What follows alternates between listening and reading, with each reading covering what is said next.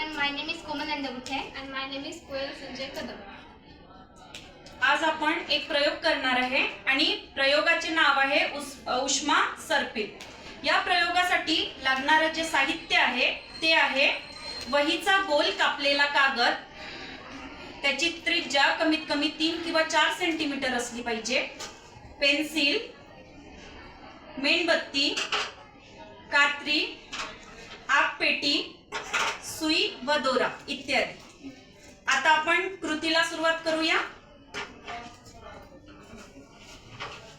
सर्वप्रथम एक वहीचा कागद घ्या, 3 सेंटीमीटर त्रिज्येचा वर्तुळ काढा, गोल कात्रीच्या मदतीने कापून घ्या।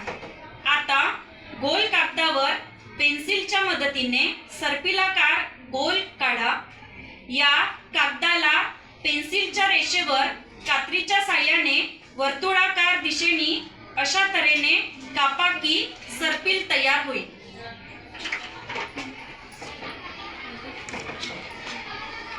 कापलेल्या कागदाच्या केंद्रबिंदू आता गोल कागदावर पेन्सिलच्या मदतीने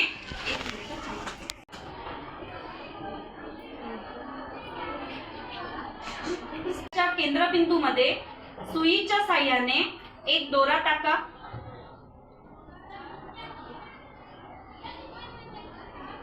दोरा बाहेर निघू नये म्हणून दोऱ्याच्या एका बाजूला गाठ पाडा।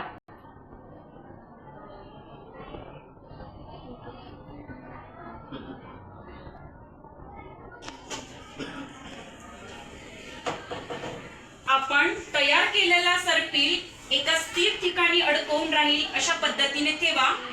आता एक मेणबत्ती घ्या, ती मेणबत्ती पेटवा।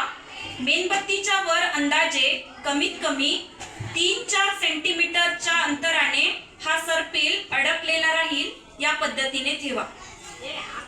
सर्पिल मोकळा राहील याची काळजी घ्या।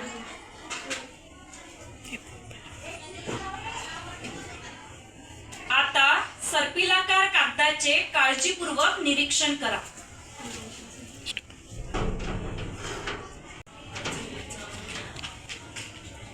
सर्पिलाकार कागदाचे निरीक्षण केल्यास असे लक्षात येईल की सर्पिल गोलाकार पद्धतीने फिरत आहे।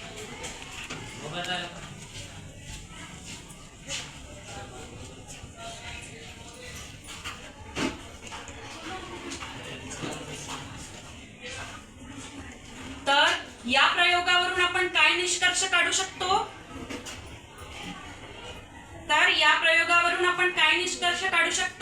की प्रयोगावरून असे लक्षात येते की हवा गरम झाली की वरच्या दिशेने जाते आणि वरच्या दिशेने हवा गेल्यामुळे हा सर्पिल काय करत आहे?